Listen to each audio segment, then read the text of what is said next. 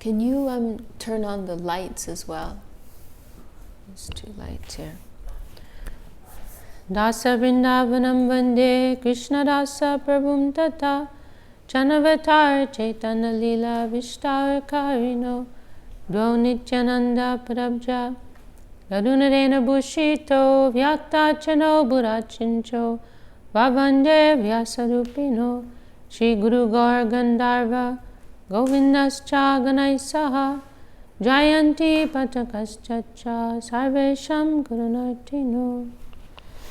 All right, so we are continuing our hearing discussion of the Siksastakam verses of Sri Chaitanya Mahaprabhu, and we've reached verse number 7. Rasandara veshe hoilo viyog spodhana udveg vishada doinye kode pralapana.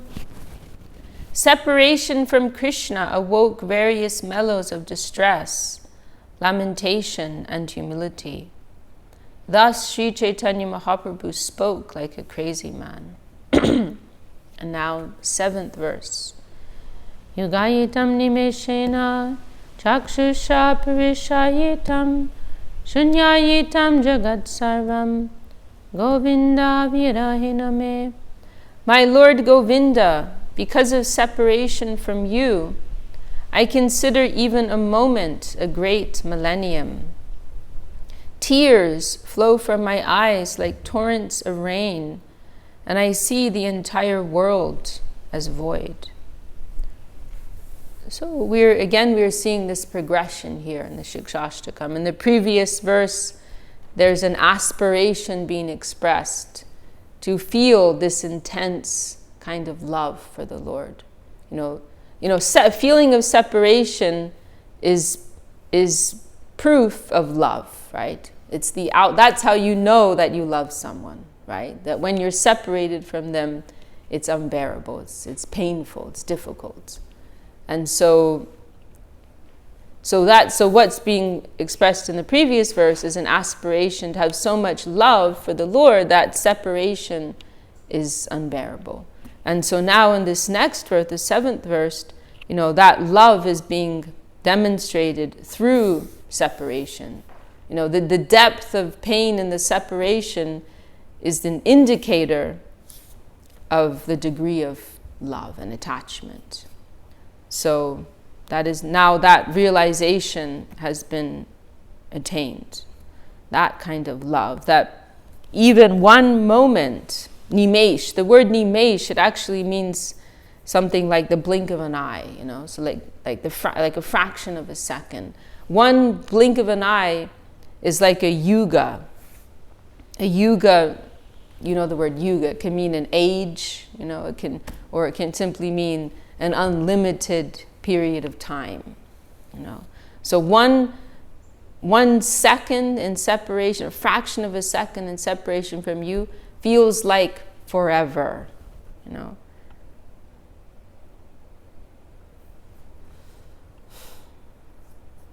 because of the depth of love and attachment. And the whole world, shunya means a void, is empty. Shunyayitam jagat sarvam. And this verse actually was, in Navadvip, in our temple, that our Gurudevs, one day you'll have to visit. In our Gurudev, there was a temple built for our Gurudev's samadhi, and where he's, resting there and in meditation. And so there were some of the devotees, they chose, they made a selection of verses to inscribe on the walls of the temple that were dear to our Gurudev, And this verse was chosen to put on the front, because our Gurudev's name is Govinda, right? So the name for Krishna chosen here is Govinda, Govinda viraha refers to separation. So Govinda virahena me. So it is expressing a mood of separation from Govinda. So of course, we don't have this kind of high love for our Gurudev, but everyone feels some degree of separation. So in honor of that, that verse was chosen. My Lord Govinda, because of separation from you, I consider even a moment a great millennium. Tears flow from my eyes like torrents of rain, and I see the entire world as void. Udvege divas na jai, kan hoilo yuga sam, vaishar mega prayashu varishe noyam. In my agitation, a day never ends, for every moment seems like a millennium. Pouring incessant tears, my eyes are like clouds in the rainy season. Govinda virahe shunya hoilo tribhuvan, dushanale pode jeno napai jivan. The three worlds have become void because of separation from Govinda. I feel as if I were burning alive in a slow fire. Krishna udasin hoila korite parikan, saki sab kohe Krishna koro upekan. Lord Krishna has become indifferent to me just to test my love, and my friends say, better to disregard him. Okay, I'm going to stop there, and then we can hear from our gurus here.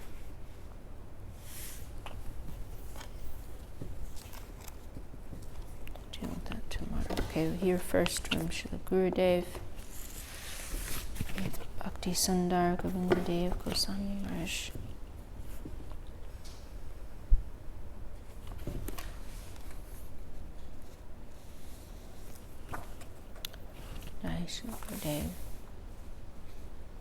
When one chants, though there's just a short paragraph here, when one chants the holy name purely, then one's consciousness is purified.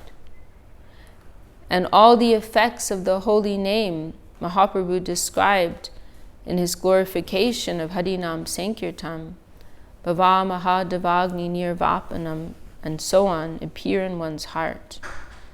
Then, in pure Krishna consciousness, one feels viraha, separation from the Lord, and thinks, I am chanting the Lord's name, but still I am not chanting in the proper way.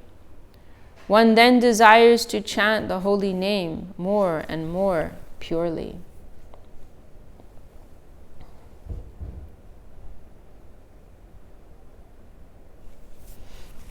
Okay, and we'll hear from our Param Gurudev, Sridhar Maharaj.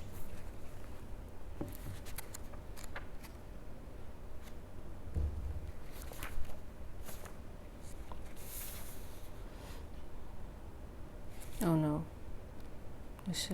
here we are.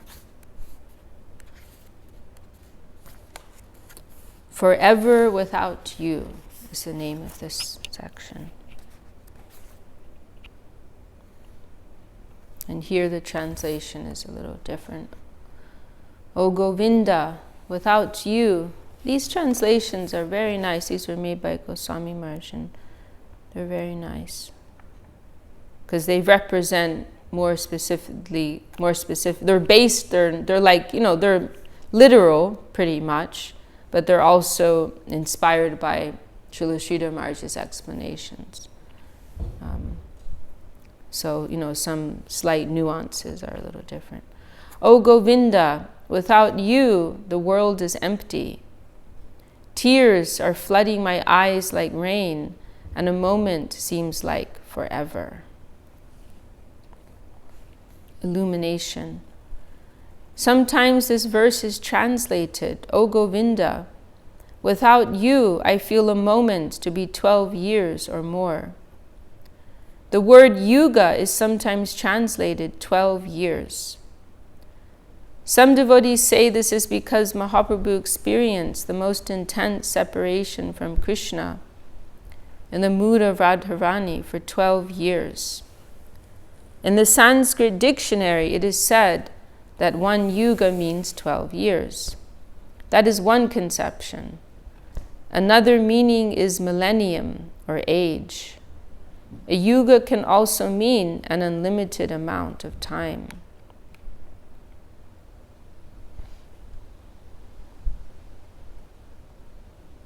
So it's an interesting juxtaposition. Even, poetically, and also in terms of what's being said, because in Nimesh, it's like a fraction of time, and a yuga represents, a vast amount of time. So this is the nature of extreme love, that, these types of juxtapositions, they can be very helpful in conveying the significance, the weightiness of an idea. So the smallest amount of time feels like, the maximum amount of time because of the intensity of love, And similar, another juxtaposition. Jai Bircha Mohini Tiri, Dandavat morning. And then now we're kind of going into a bit of like a literature analysis style. But it's just kind of occurring to me now. Also, like in the example given of Lord Brahma's prayer. Lord Brahma, or where is it mentioned?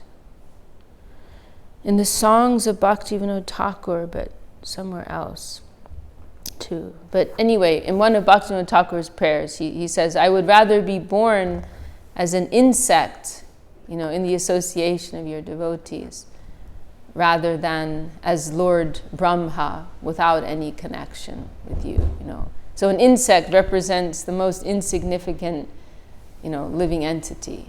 And Lord Brahma represents, he represents the highest position within this world, right? Lord Brahma, he lives in the highest plane in the material zone, and he's the creator, he's the engineer of the material universe.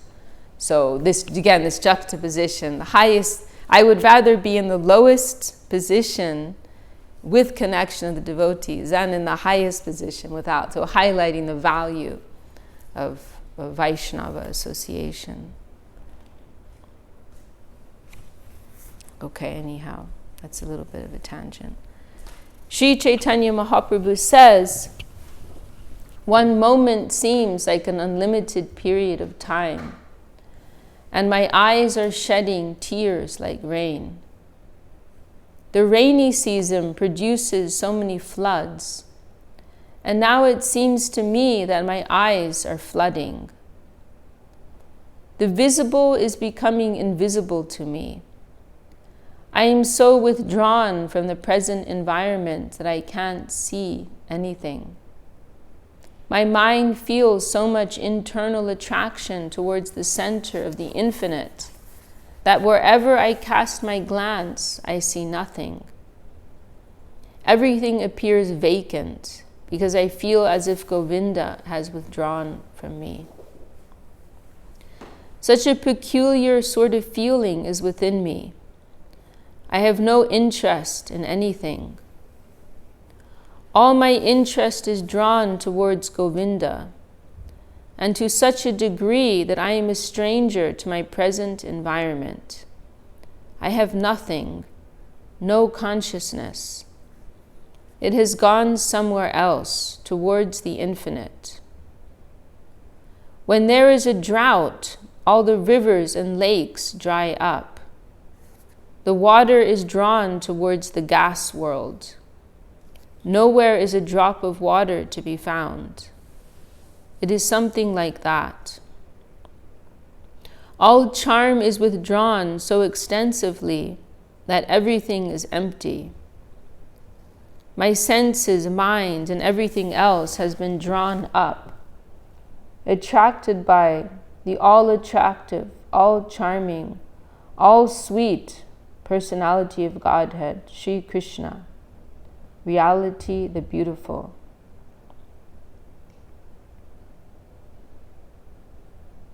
Sometimes it seems that the gap between union and separation is like so many millennia. A devotee thinks, I have lost the consciousness of meeting Krishna long, long ago. He has a faint remembrance. I had some union with Krishna, but I left that so far behind, so far off, that it appears to be an unlimited gap of time. I once had a faint recollection, but now it is gone, perhaps forever. He feels such a great degree of disappointment and despair. So, actually the meeting may have been a few hours ago, but because the degree of appreciation, the degree of attachment is so great that to be separated from even a moment, that it feels like forever. When, in an ordinary way in our experience, we see that, persons whose company we enjoy, we can't get enough, and persons who are in the other category, a few moments can be difficult to tolerate. This was part of Einstein's theory of relativity, and he mentioned that example of how, spending time with a pretty girl, it goes by very quickly. But if you spend time with someone, awkward, and then it feels like a very long period of time. So these are mundane examples, but gives us some reference point, So how, we have some experience in this world of, joyful company. So what to speak of, what kind of joy and satisfaction to be in the association of Krishna, who is the personification of all goodness, all sweetness, all love, joy, happiness, beauty. We can't imagine. The Braja Gopis, they're cursing the Creator for giving them eyelids that blink, because they can't see Him for that fraction of a second. So we can only get some very, very hazy indication of what it is, So then to be separated from that, it will feel unbearable and will feel like forever.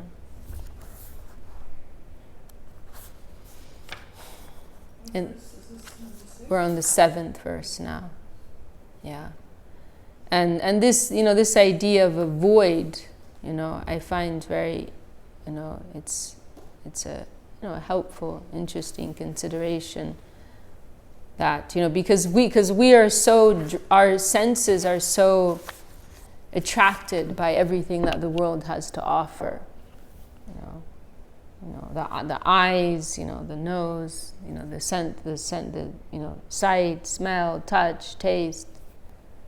They're attracted to all of the corresponding sense objects of this world. And there's so, especially in the era we're in now, there's so much food for the senses also, It's a little scary, like with the internet, like globalization, like you can live in this mode of instant gratification, oh, I feel like eating this. Just press a few buttons and it'll be on my doorstep tomorrow, Like the way that we eat, you can have be eating hummus imported from the Middle East and avocados from South America and so on and so forth, and all with the press of a few buttons, you can have all of your slightest whims gratified. It's a little frightening, if we think about it. So anyway, I'm just mentioning this idea that, there's so much engagement for the senses, especially it's very, very heightened in this age of technology, age of information, you know. There's so much that titillates us and attracts us and stimulates us, you know. But for one who has been attracted to that higher sweetness, that higher plane, all of that feels like a void, you know. It's like a desert. There's nothing there. You know, there's nothing of interest there, you know. So it's an interesting consideration. You know, where is our vision located? Where is that higher vision located? Ya nisha sarvabhutanam tasyam jagarti samyami tasyam jagrati bhutani sa nisha sarvato mune. But this is this famous verse in Gita saying, for the enlightened being, you know, they are awake in that higher world of consciousness, and they are asleep to this world of the senses. This world of the senses is like dark night to them. Whereas for the conditioned souls, ourselves, it's just the opposite. You know, we are awake in that night. You know, that the world of the senses is like day for us. And that world of consciousness, it's like night. We can't maintain our position in that plane. Maybe sometimes we'll get some momentary experience to that higher world of consciousness, pure consciousness. But we cannot maintain our existence at present because there's too much, we're too much within the relativity of the gravitational field of this world. Guru, that was actually something unique that Gurudev mentioned a few times that I really appreciated, how he would speak about like our connection with this world in terms of gravity. You know, like every you know, plane has its own gravitational field, right? And as long as we're bogged down by material conceptions and attachments, then we will be under the influence, we'll be under the pull of the gravitational field of this particular sphere of consciousness. You know? So sometimes we can, you know, the mood of exploitation, we can think of it as a type of weight, you know, that brings us down to lower planes of consciousness. And as we move into higher planes of consciousness, you know, through the expression of dedication, then that weightiness leaves us, we become lighter, and we'll be given entrance to higher planes. So, you know, the bhakti lata bij, you know, we receive that seed of devotion, you know, that analogy is given, right? That we receive the seed of devotion. And then that seed is sprouting and growing and moving through. So what it's actually moving through is different planes of consciousness. That means that represents our faith developing and growing, you know, in the spirit of dedication and moving from lower to higher and higher expressions of dedication in the world of consciousness. Until finally, you know, if one reaches the destination, they will reach the lotus feet of Sri Krishna in Vrindavan and taste the fruit. Their creeper will bear fruit. And they will taste that sweet fruit of Krishna Prema. I was also thinking, I've been thinking a few days, this one verse in the beginning of Srimad Bhagavatam that Gurudev really liked this verse. And I was sitting there with him once, and it was, I don't remember why I was there, but it was, I think just a few devotees were there, and Gurudev was talking with Giri. You remember Giri Maharaj, the Indian Giri Maharaj? He was this very dignified Vaishnava. He was from another mission, actually, Bhakti Saranga Goswami Maharaj's mission. But he took sannyas, maybe from Gurudev, or maybe from Srila Sridhar Maharaj, I'm not sure. He may have been a little older than Guru. I can't remember actually. But anyway, maybe he took sannyas. He was a disciple of Goswami Maharaj, Bhakti Saranga Goswami. But yeah, maybe he took sannyas maybe from Srila Sridhar Maharaj. But in any case, he was very, very friendly with our mission, and he would often join our programs, and he would visit Gurudev regularly. But one time, they were sitting there, like conversing in Bengali, and then they were trying to remember a verse, and they couldn't remember it. And then Siddhanti Maharaj was there, and Siddhanti Maharaj, he was an American sannyasi, and he was also a little simple-hearted, and like he wasn't the greatest scholar, let's say, but incredibly pure-hearted and dedicated, completely 200% dedicated to Gurudev, and really amazing Vaishnava. But anyway, Siddhanti Maharaj could remember that verse, which was because he wasn't the person you would expect, And so our Gurudev was really proud.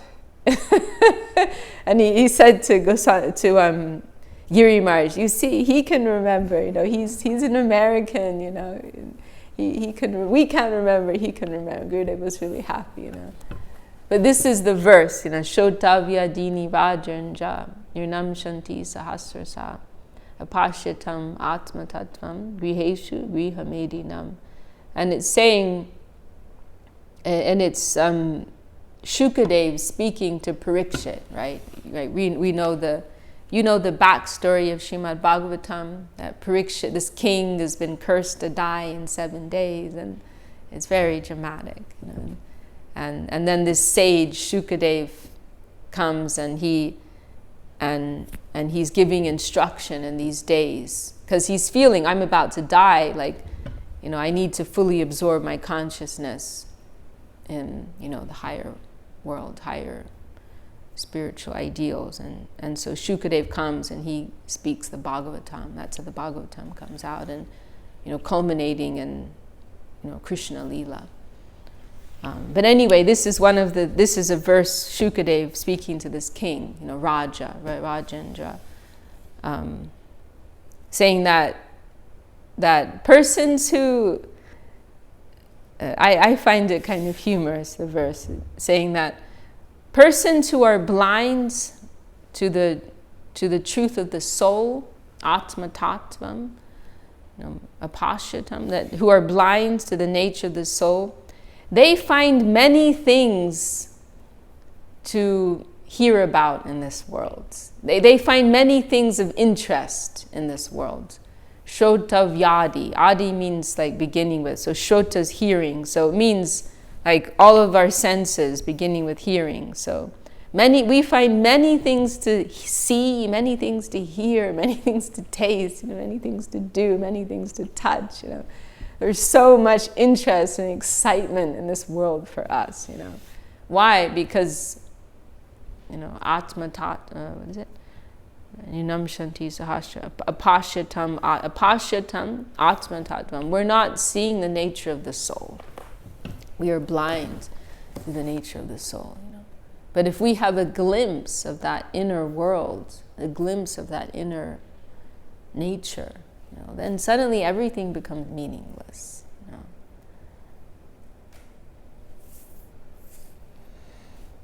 It all becomes a void. Nothing there.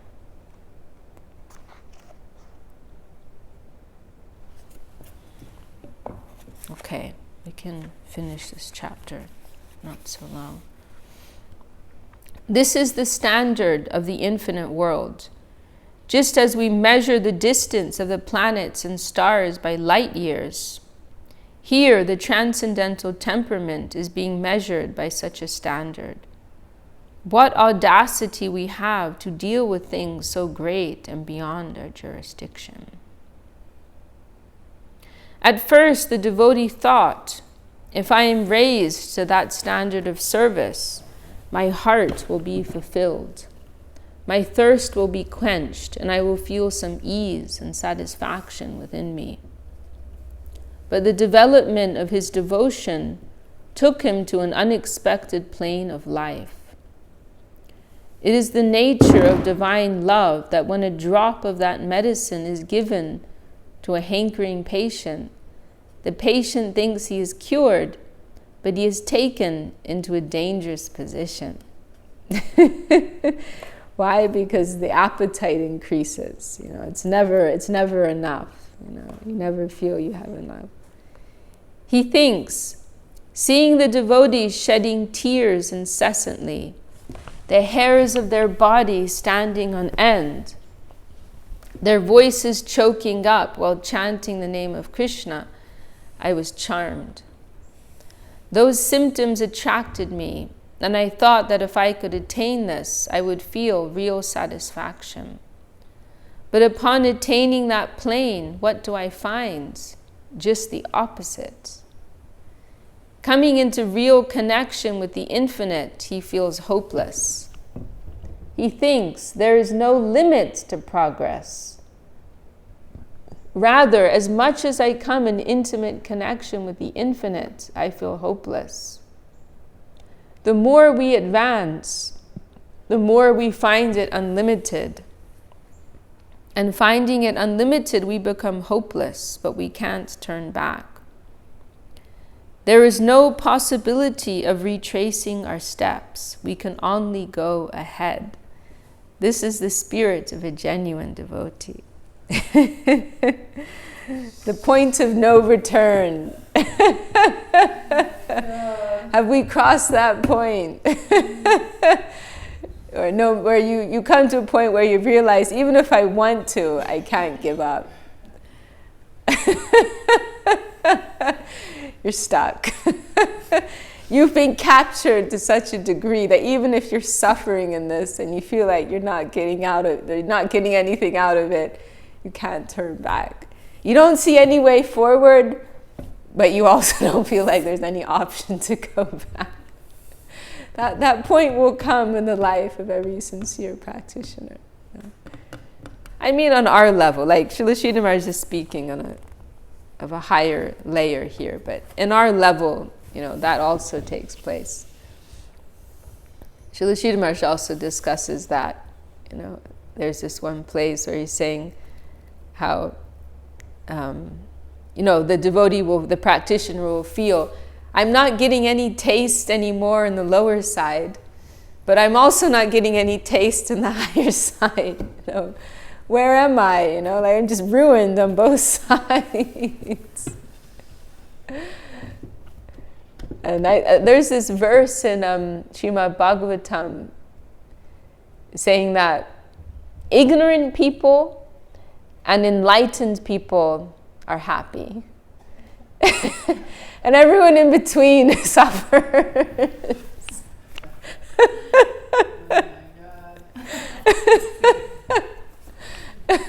They say ignorance is bliss, And then enlightenment is also bliss. But when you're in that middle zone, there's a lot of struggle and a lot of suffering.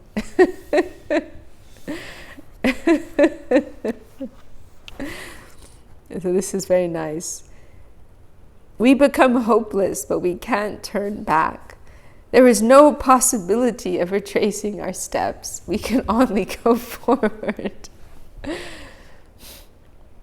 This is the spirit of a genuine devotee. Finding the infinite characteristic of our prospect, we can't leave.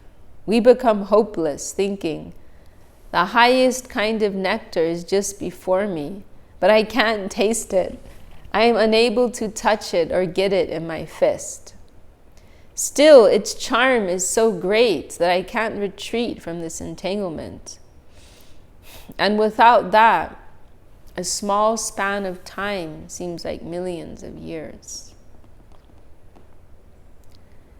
The devotee thinks, long, long ages have passed away. Still, I am in want. I am trying to get it, but I can't get it, and time is passing. Time is also infinite. So many rivers of tears took birth from my eyes. Tears profusely run down my eyes over my body. but I don't find the position of success within my reach. My mind is fully vacant. I can't find any trace of my future.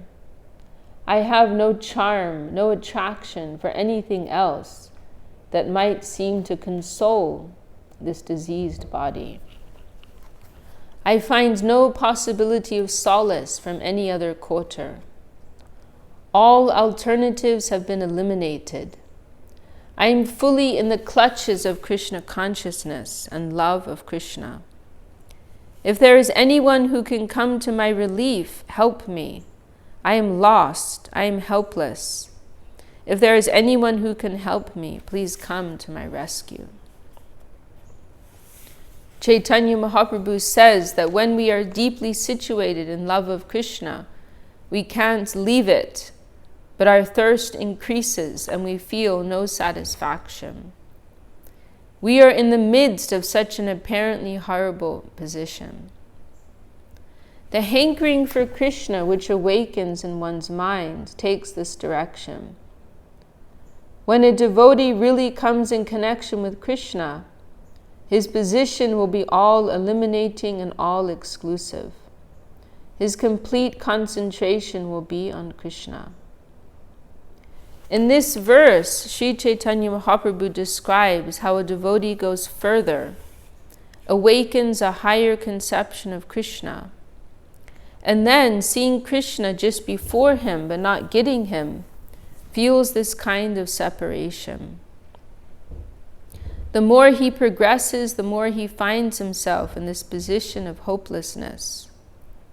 This highest advice of Sri Chaitanya Mahaprabhu helps us adjust ourselves to this intense mood of separation. He tells us, you are going to be lost in Krishna consciousness. And what will be your position? You are a drop, and you will be thrown into the ocean of divine love.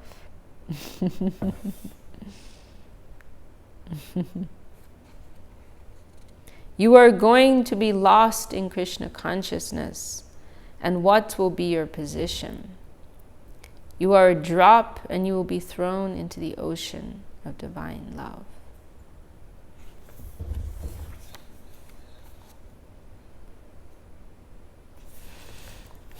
Jai Shri Bhakti Sundar Govinda Dev Goswami Maharaj ki Jai, Shri Bhakti Rakshak Shridhar Dev Goswami Maharaj ki Jai, Shri Chaitanya Charitamrita ki Jai, Shri Krishna's Kaviraj Goswami ki Jai. So, who wants to sing Hari Haraya Nama Krishna?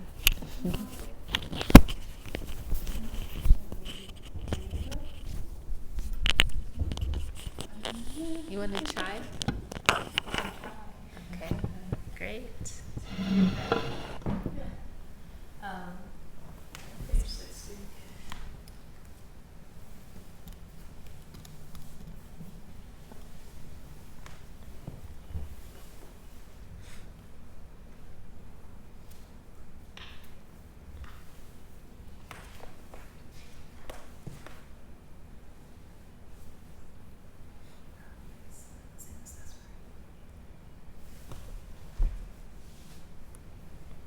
Hari Haraya Nama Krishna, Hari Haraya Nama Krishna Jadavaya Namaha, Hari Haraya Nama Krishna Jadavaya Namaha,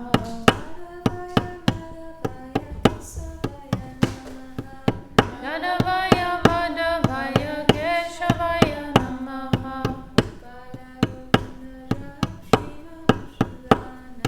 Gopal Govinda Ram Shri Madhusudana,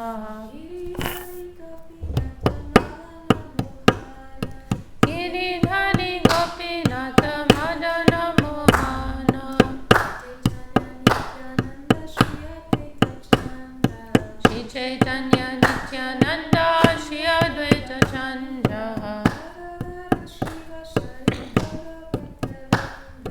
Radha Shiva Sadi Gaur Bhakta Vrinda, Jaya Rupa Sanatana Bhatta Raghunatha,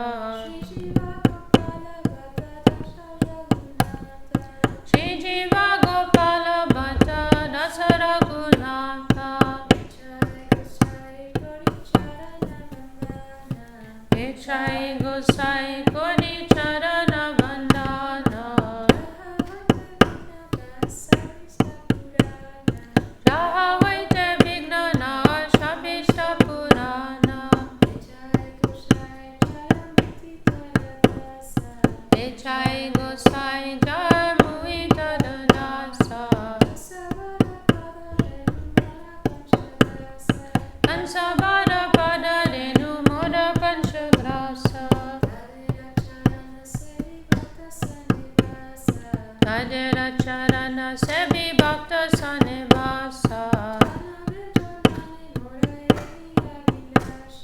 Janame Janame Moe Abhilasha Nitai Gosai Jabe Braje Koilobasa Shri Radha Krishna Nitya Nila Konila Prakasha Anande Bolo Hari Bhaja Vrindavana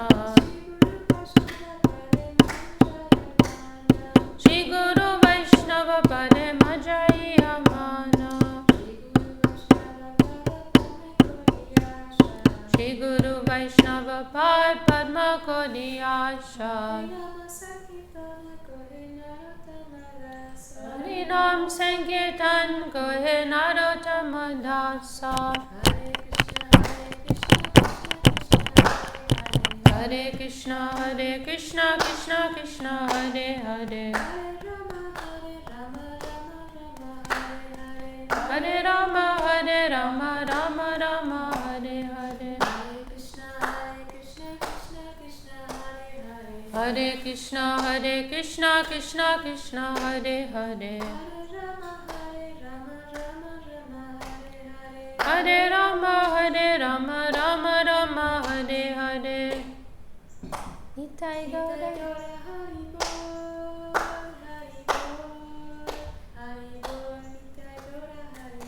Nitai Gaura Hari Bol Hari Bol Hari Bol Nitai Gaura Hari Bol